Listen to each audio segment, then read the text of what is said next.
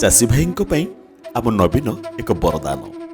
କଳାହାଣ୍ଡିର ଲୋୟରେନ୍ଦ୍ର, ମୟୂରଭଞ୍ଜରେ ସୁବର୍ଣ୍ଣରେଖା ପ୍ରକଳ୍ପ ଓ ଦେଓ ପ୍ରକଳ୍ପ, ବରଗଡ଼ରେ ଗଙ୍ଗାଧର ମେହେର ଜଳସେଚନ ପ୍ରକଳ୍ପ, ବଲାଙ୍ଗୀରରେ ଲୋୟର ସୁକ୍ତେଲ ଓ ଆନନ୍ଦପୁରରେ ବିଶାଳ ଜଳସେଚନ ପ୍ରକଳ୍ପ, ଢେଙ୍କାନାଳର ଡମଶାଳ କେନାଲ ଆଦି ତିଆରି କରି ପ୍ରାୟ 80,000 ହେକ୍ଟର ଜମିର ଜଳସେଚନ ସୁନିଶ୍ଚିତ କରିଦେଲେ ଆମ ନବୀନ।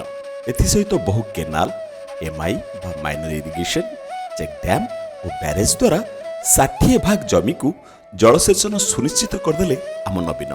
2000 ମସିହାରେ ଆମ ଜଳସେଚିତ ଜମିର ପରିମାଣ ଥିଲା 9%। ନବୀନଙ୍କର କାମ କରିବାର ଝୁଙ୍କ୍ ଆଜି ଚାଷୀ ଭାଇଙ୍କ ମୁହଁରେ ହସ ଫୁଟାଇଛି। ନବୀନଙ୍କ ମିଲେଟ୍ ମିଶନକୁ ସାରା ଦେଶ ଅନୁକରଣ କରିଛି।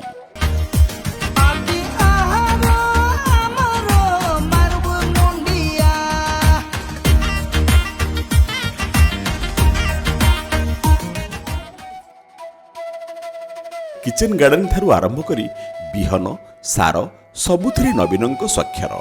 ଏଥିସହିତ ଫସଲ ବୀମା ପାଇଁ କେନ୍ଦ୍ର ଚାଷୀଙ୍କ ଠାରୁ ଟଙ୍କା ନେଉଥିବା ବେଳେ ସେ ଟଙ୍କା ଆମ ନବୀନ ଦେଇଦେଲେ।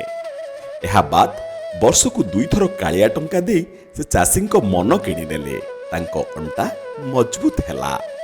ଚାଷୀ ଭାଇଙ୍କୁ ନିର୍ମାଣ ଶ୍ରମିକରେ ବି ସାମିଲ କରି ଘରଠାରୁ ଆରମ୍ଭ କରି ଝିଅ ବାହାଘର ପର୍ଯ୍ୟନ୍ତ ସବୁ କଥା ବୁଝିଲେ ଆମ ନବୀନ। କେନ୍ଦୁପତ୍ର ତୋଳାଳିଙ୍କୁ ସର୍ବାଧିକ ପ୍ରାପ୍ୟ ଦେଇ ସେମାନଙ୍କ ମୁହଁରେ ହସ ଫୁଟାଇଲେ। ସାରା ଦେଶରେ ଉଦାହରଣ ପାଲଟିଗଲେ।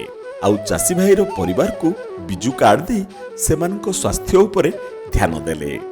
ମୋ ଚାଷୀ ଭାଇ ଅକୃତଜ୍ଞ ନୁହେଁ, ଆଜି କୃତଜ୍ଞ ହେବାର ବେଳ ଆସିଛି।